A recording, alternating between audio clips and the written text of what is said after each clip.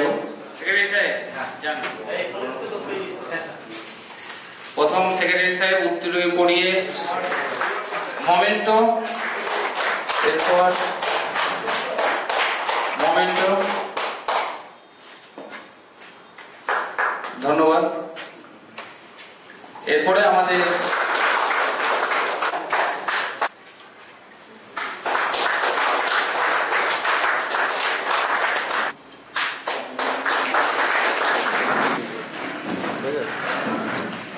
আমি মিলনকে বলবো যে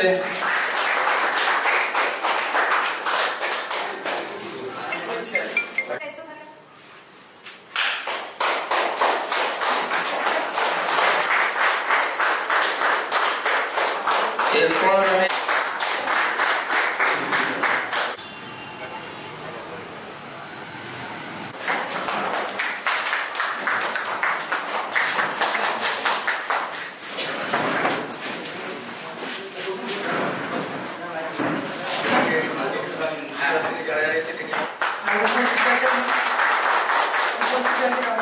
ব্লকের জয়েন্ট ভিডিও সাহেব রনক রায় মহাশয়, স্যার আপনাকে যথাযথ সম্মান জানিয়ে আমি আমিনুল ইসলাম, স্টার পার্ক ডিপিআরটি অফিসের স্টাফ। আমাদের পশ্চিমবঙ্গ সরকারের আরজিএস এর তহবিল থেকে পঞ্চায়েত ও গ্রাম উন্নয়ন দপ্তরের একটি বিশেষ আয়োজন, যেটা হচ্ছে এক্সপোজার ভিজিট বা শিক্ষামূলক ভ্রমণ।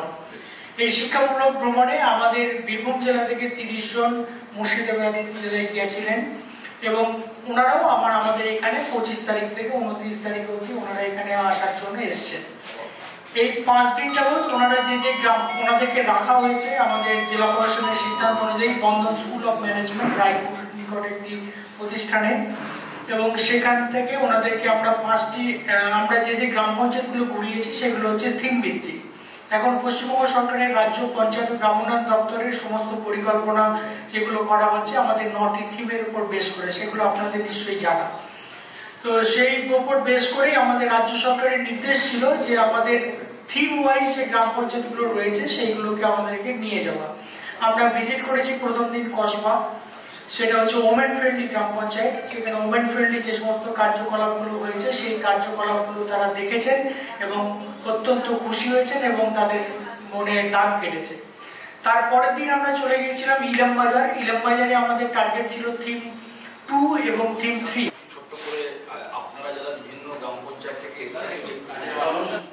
সম্মানীয় বোলপুর লোকসভা কেন্দ্রের সাংসদ অসিত মাল মহাশয়।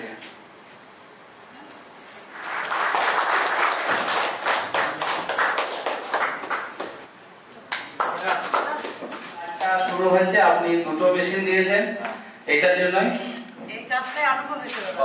এর জন্য উন্নয়নের তাকে বরণ করে নিতে আমাদের কারণ করবে।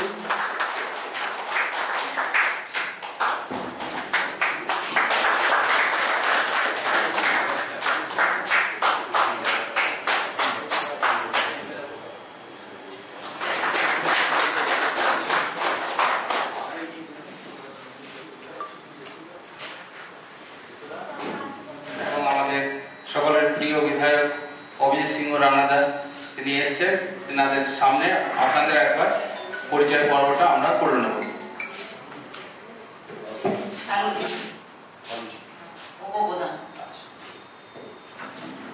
মোহাম্মদ ফিরোজ শেখ, নওদা গ্রাম পঞ্চায়েতের প্রধান,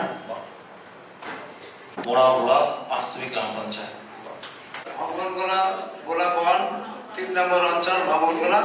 আমি আকবর শেখ, উপপ্রধান। নমস্কার, আমি জাহিরুল শেখ, ভরতপুর 1 নম্বর গোলা ভালাগ্রাম গ্রাম পঞ্চায়েত।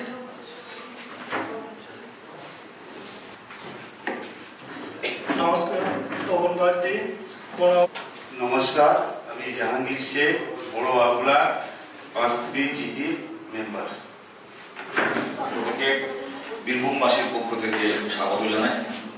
অত্যন্ত খুশি এবং আনন্দিত, আমাদের 2-3 দিন আগেই হচ্ছে আমাদের সকলের প্রিয় সাংসদ বোলপুর লোকসভা কেন্দ্র শ্রী অসিত মাল মহোদয় উপস্থিত আছেন, জয়েন্ট বিডিও সাহেব আছেন, আমাদের যিনি পুরো প্রোগ্রামটা আপনাদের এই 4 দিন ধরে বীরভূমে যিনি অর্গানাইজ করছেন, আমাদের ডিপিআরটি অফিসের ওনারা আছেন, আমাদের এখানে অন্যান্য আধিকারিকরা আছেন, আমাদের ম্যাডাম আছেন, ভালো আছেন, আমাদের ম্যাডাম আছেন ডিপিআরটি অফিসের, আধিকারিকরা আছেন, গ্রাম প্রধানরা রয়েছেন, আমাদের এই গ্রাম পঞ্চায়েতে যারা জনপ্রতিনিধি তারা আছেন, সকলকে আমরা স্বাগত জানাই।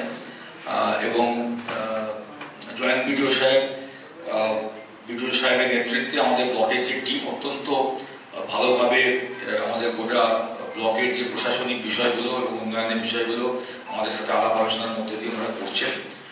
আমি আর বেশি কিছু বলবো না। আপনারা এই 3-4 দিনের মধ্যে থেকে আপনারা বুঝতে পারছেন যে আমাদের সরকার বিগতটা নেওয়া এবং সেটাকে গিয়ে নিজেদের কাছে ইমপ্লিমেন্ট করা, এইটা একটা অত্যন্ত ভালো যে আপনারা যে 3-4 দিন যেটা করলেন সেটা আপনাদের পঞ্চায়েতে করা যায় কিনা, সেখান থেকে পরিস্থিতি কি আছে, বা যারা বীরভূম থেকে আপনাদের পাশাপাশি জেলা ন্যাচারালি তার প্রকৃতিও অনেকটা একরকম হবে। তো সেই জায়গায় দাঁড়িয়ে আমাদের এত স্কিম এবং এখন তো আপনারা জানেন যে ত্রিস্তর পঞ্চায়েতে গ্রাম পঞ্চায়েত একবারে ডাইরেক্ট সরাসরি মানুষের সঙ্গে জড়িত, মানে সাধারণ মানুষরা প্রথম কিন্তু আপনাদের কাছে আসে, তারপরে বিডিও অফিস, পঞ্চায়েত সমিতি, তারপরে জেলা পরিষদ বা এমএলএ এমপি নিশ্চয়ই। কিন্তু আপনারা যত পরিমাণ সার্টিফিকেট ইস্যু করেন, যত পরিমাণ মানুষকে আপনারা ডিল করেন, আমরা কিন্তু অতটা করার আমাদের সুযোগ কম।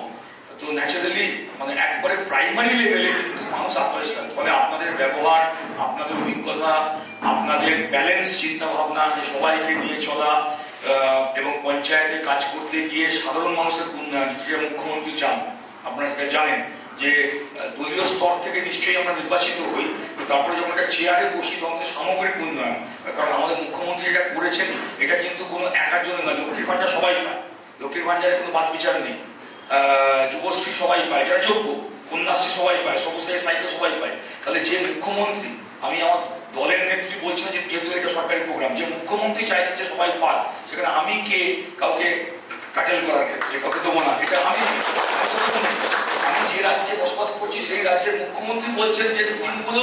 একবার আমাদের এমএলএ রানা তার নামটা যে জায়গায় দাঁড়িয়েছেন, খুব সততার সঙ্গে নিষ্ঠার সঙ্গে তিনি মানুষের সঙ্গে কাজ করে চলেছেন। আছেন অন্যান্য যারা এসছেন, সকলের নাম জানি না, ম্যাডাম আছেন, আপনি আছেন, সঞ্চালক আছেন, জেলা স্তরের আধিকারিক, তারা সব আছেন, সকলকে ধন্যবাদ জানাই।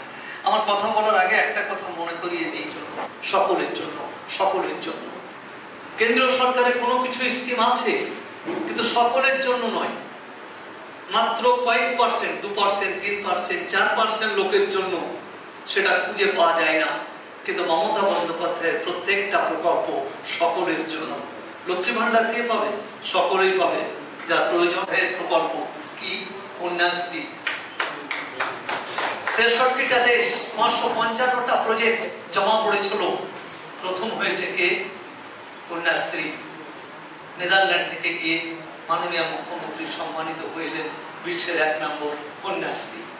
অনেক দুয়ারের সরকার, দুয়ারে এখন মানুষ ভুল করেছে সরকার, এখন হাতে পায়ে পড়ছে, হাতে পায়ে সরকার পড়ছে না, দুয়ারে সরকারে গিয়ে মানুষ সেখানে উপস্থিত হয়ে তার প্রয়োজনের সমস্যার সমাধান করে নিচ্ছে। এটা একটা ইতিহাস। ভারতবর্ষের 31টা রাজ্যের মধ্যে কোন রাজ্যে বাড়িতে বাড়িতে রেশন পৌঁছে দেওয়ার কথা অট্ট হাসি করেছিল, অট্ট হাসি হেসেছিল। মমতা বন্দ্যোপাধ্যায় করে দেখিয়েছে, পঞ্চায়েতে গিয়ে একটা ডেরা কেটে পাড়ার লোককে রেশন দিচ্ছে। এই কত বড় ইতিহাস তৈরি করেছেন। মানুষ নিয়ে যাচ্ছেন, নিয়ে যাচ্ছেন, নিয়ে যাচ্ছেন। কোন সময় তার দুষ্ট চক্র এত পাচ্ছে, এত পেয়েছে, তারপরে তার দুষ্ট চক্রে দেখা হবে। আপনাদের 3 জন এমপি, খুব লড়াকু এমপি, আবু তাহের খান নওদা থেকে এসেছেন, খলিলুর রহমান এমপি আপনারা এখানে এসেছেন, এখানে ইউনুস পাঠান বিশ্ববিখ্যাত প্লেয়ার, দেশকে নেতৃত্ব দিয়েছেন, তিনি পার্লামেন্টে বক্তৃতা করছেন, সকলেই আছেন। আপনি রঘুনাথগঞ্জ থেকে এসেছেন, আকরুজ্জামানের এলাকা থেকে এসেছেন, ভরতপুর থেকে এসেছেন, সালার থেকে এসেছেন, সকল জায়গা থেকে এসেছেন। আমার মন ভরে গেল। বীরভূম আর মুর্শিদাবাদ এক হয়ে যা ছিল এবং থাকবে আপনাদের পাশে থেকে। জয় হিন্দ, জয় বাংলা।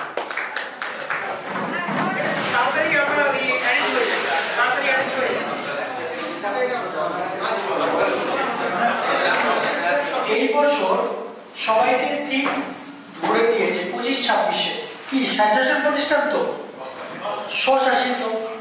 এই তাহলে গ্রাম পঞ্চায়েত কার কার আন্ডারে, জেলা পরিষদের আন্ডারে না পঞ্চায়েত সমিতির আন্ডারে?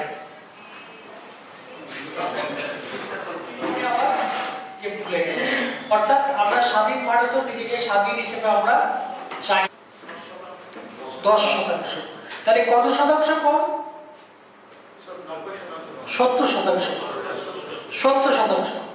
তাহলে একজন জনপ্রতিনিধি যদি কেউ,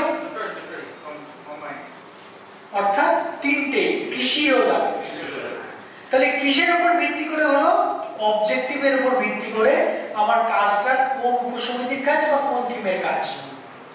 আপনি যদি টিকাকরণে আপনারা আমাদেরকে যা অভিজ্ঞতা শেয়ার সেই পঞ্চায়েতগুলো যাতে সেই শিক্ষা নিয়ে এখানকার থেকে কাপড়া থেকে আমুক পর্যন্ত যে ট্রেন লাইন হচ্ছে সেখানকার মানুষের অনেক মানে এইটা হতে অনেক সুবিধা হতো বিশেষ করে। তো যাই হোক উনি কাজে মানুষ করেছেন। তো সকলকে নমস্কার জানিয়ে আমি একটা গান করছি, যেটা হচ্ছে খুব বিখ্যাত গান, একসময় অস্ট্রেলিয়া নার্সিংয়ে রয়েছে। উনি যখন খুব সমস্যায় পড়ছেন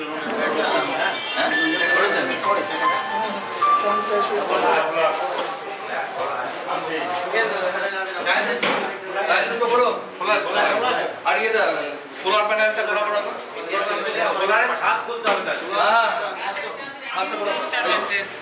হ্যাঁ রেজিস্টারগুলো অবশ্যই থাকা দরকার।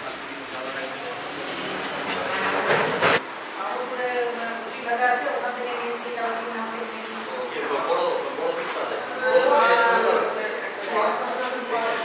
দেখি